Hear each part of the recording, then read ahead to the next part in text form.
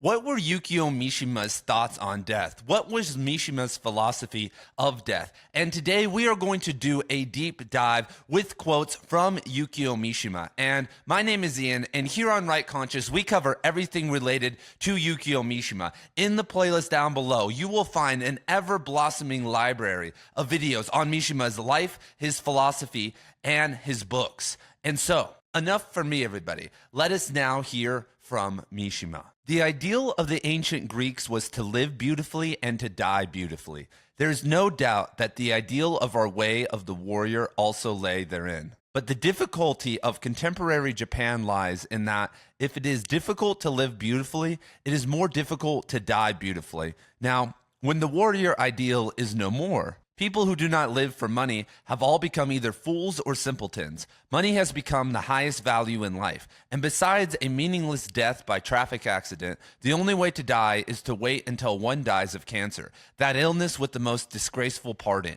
If one is to live beautifully and die beautifully, then one must first prepare the conditions for these, at least to live loyally to one's work and courageously give one's life for the sake of one's country or people, are a beautiful way to live and a beautiful way to die. But when there is no worthwhile work and the state itself is uncertain, it is impossible to live and die beautifully. So, for one's own sake as well, correcting the state of country and people takes precedence. Now, the warriors were respected because it was thought that at least they were capable of courageous and beautiful death. This lies at the bottom of the feeling of veneration for the soldier. It is not merchants who, not fearing death, treat it as beautiful.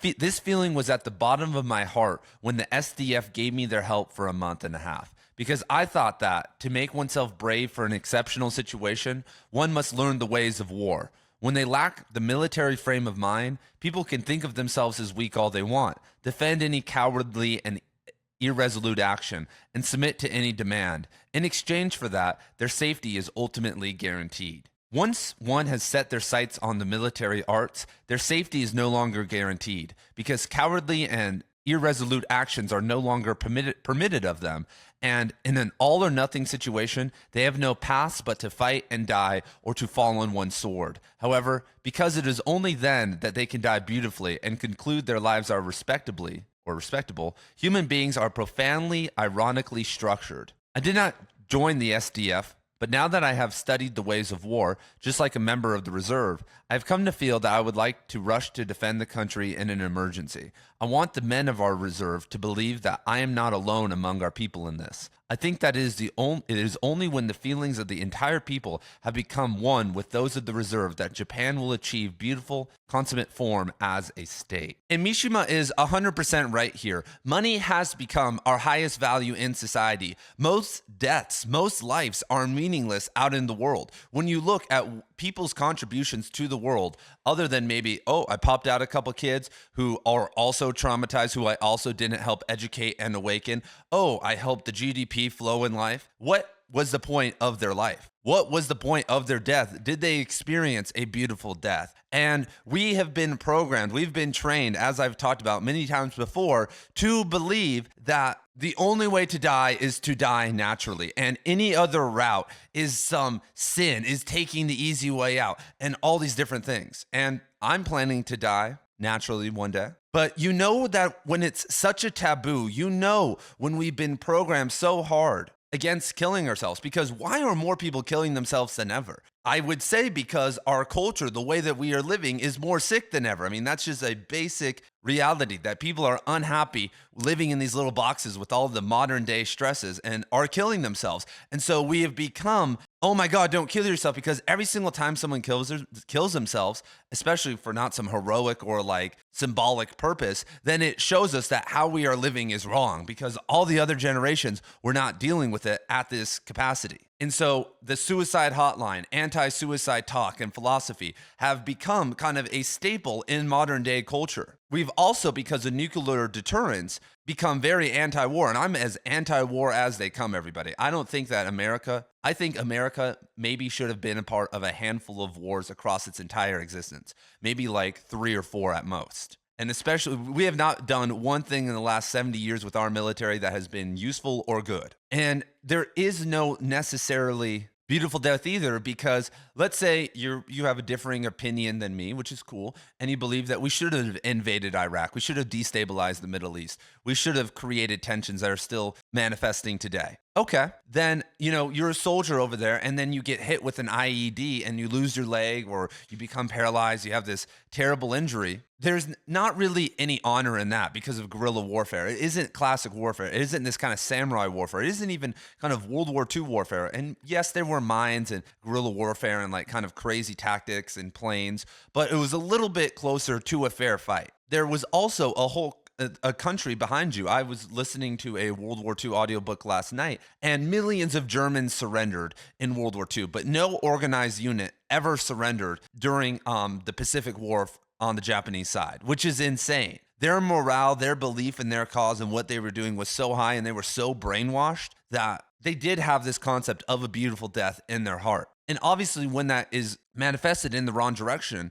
it can create problems. But Ernest Becker has a great book called The Denial of Death, and it won the Pulitzer Prize for nonfiction in 1974.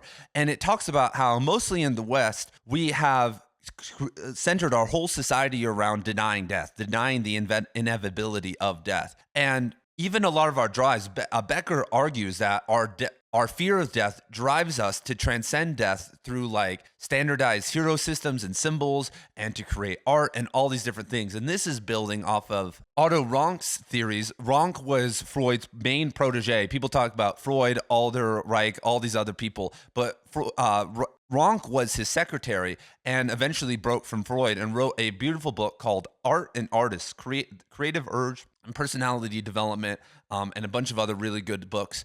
And he basically brought this idea into the forefront that art is created because of this fear of death. When you look at someone like Hemingway, who experienced massive trauma because his mother, much like Mishima, Rilke, and Hemingway all had mothers that basically forced them to be girls until they were like 8 or 9 years old.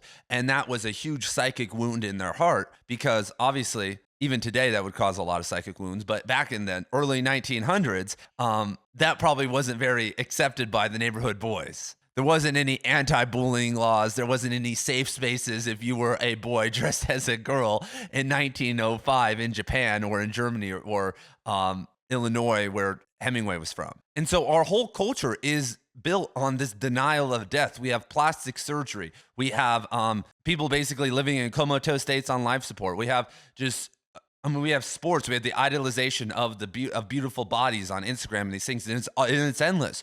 When I first got on Instagram in 2013, the top profiles were young women that were very beautiful.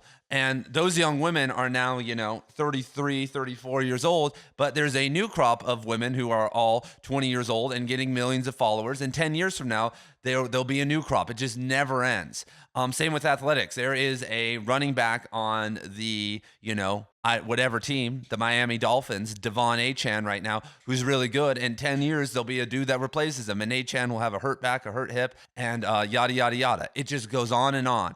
And through sports, through media, through pornography, through these things, we're living this out. I mean, what do you guys think the appeal of pornography is to so many men across the world who are addicted? It's because you can, even into your 70s, your 80s, you could continually fantasize being with younger women or whoever the hell you want to fantasize being with. It's just constant death denial. I mean, and even crazier, you're imagining, consummating them and getting them pregnant and having your seed kind of travel off with their genetics. And it's like this whole thing of like, and that's the ultimate denial. Death is obviously having children, which pornography and even social media, a lot of stuff simulates like having a family, even YouTube. I'm your parasocial YouTuber that you have a relationship with. My name is Ian. What's your name? But Mishima talks about all the time about how heaven must look now, that back in the day, people would die young from disease or from war, and very few people made it to old age. But now it's just all a bunch of, you go to I live in a retirement community basically, and all those old people are going to die in the next couple of years. And if heaven does exist,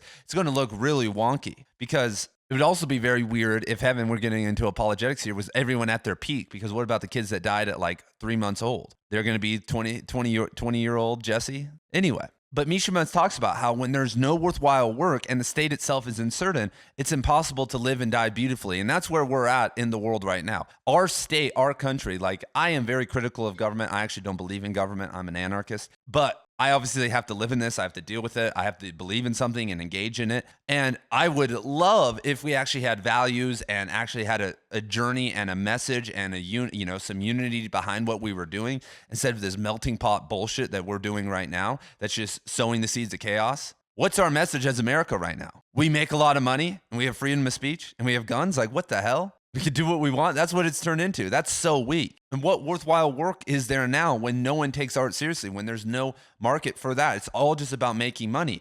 I know plenty of people over in my writers group and stuff who write beautiful things, and they basically have no audience. And unfortunately, because they don't want to market themselves or stuff, they don't have any possibility of ever being successful as an artist or have anyone read their stuff. And even worse, after their death, their art's never going to blow up because there's 3.5 million books published every single year. And with the AI coming out, I imagine that's going to be getting to 10 million books per year soon too. And so unfortunately, there's no beyond the grave getting famous possible anymore either for any of us. And so you only have an opportunity to do it right now. And it's odd that an individual, an artist as talented and fierce as Mishima believed in the state, believed in a collective. And that's what I think really in the long run, what's going to help us. Because how did we get here? How did we get to the point where we need a literary renaissance? Why are we in a literary dark age right now? And it's because all the past authors, as much as I love them, Cormac McCarthy, David Foster Wallace, Ernest Hemingway, Marianne Moore, Octavia Butler, whoever, they all didn't do enough. Because if they did enough, if they put themselves out there enough, because I think their writing was good enough, we could have actually made writing a big deal. But what did they do? They had the opportunity, which I would have taken too. I'm not blaming them. But if I had the opportunity to sit and write and send my work off and get paid and do nothing else except maybe a couple interviews and speeches out of college a year, that's what I would do. But that's not effective at all. That's not awakening the public to your stuff. It means something. Why is Muhammad Ali the greatest boxer of all time, you guys? It's wild. Well, he isn't actually. Muhammad Ali, in terms of actual boxing ability and just GOAT status, is nowhere even in the top 10 of greatest boxers of all time. But we think that he's the greatest boxer of all time because he was the first person to ever say and repeat and believe and make us believe that he was the greatest boxer of all time. He was one of the first major promoters in combat sports ever. And so that's why we have this image of him being better than he actually is. And obviously he backed a lot of that up and did a good job. But we didn't really have too many Muhammad Alis back in the day. We had like the Hunter S. Thompsons, the Tom Wolfes, a couple people. But imagine if Cormac McCarthy and Don DeLillo and others were really putting themselves out there and trying to create kind of an awakening outside of their writing. Like, how big of a deal would that have been? Instead, we gave our power to the extroverts. We gave it to the artists. We gave it to the musicians and all these other people, and they still hold it today. Writers still haven't figured out that to actually be a writer in 2024, you're going to have to make yourself extroverted. Guys, I realized this at 21.